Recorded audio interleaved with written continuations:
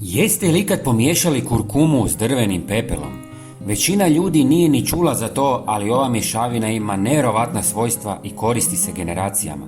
Pokazat ću vam kako se priprema i zašto je toliko posebna. Mnogi me pitaju gdje uopće naći drveni pepeo. Najbolje mjesto su pizzerije i restorani koja koriste pećina drva. Tamo često čiste pepeo i bacaju ga, a vi ga možete dobiti potpuno besplatno ako ih samo pitate. Umjesto da završi u smeću, pepeo može imati sjajnu primjenu, a kad se pomiješa s kurkumom, rezultat stvarno iznenađuje. U posudu dodajte 10 žlica drvenog pepela i 1 žlicu kurkume. U sebi sadrži prirodne minerale poput kalcija, kalija, magnezija i fosfora. Kada se pospe po zemlji, pomaže smanjiti kiselost tla i poboljšava njegovu strukturu. Najviše koristi imaju biljke kao što su rajčice, luk, češnjak i kupus. Njima posebno odgovara tlo s višim pH vrijednostima, a pepeo im upravo to omogućuje. Osim što hrani tlo, pepeo se koristi kao prirodna zaštita. Kada se pospe oko biljaka, odbija puževe, lisne uši, mrave i slične štetnike. Djeluje brzo i bez kemikalija. Ipak, važno je ne pretjerivati.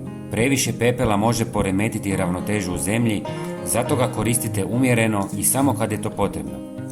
Kurkuma je bogata antioksidansima, mineralima poput željeza, mangana i kalija, te sadrži kurkumin, snažan prirodni spoj s antimikrobnim i protuupalnim svojstvima.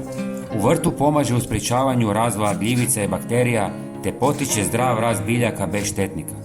Također poboljšava kvalitetu tla, obogaćujući ga korisnim tvarima koje jačaju tlo i biljke.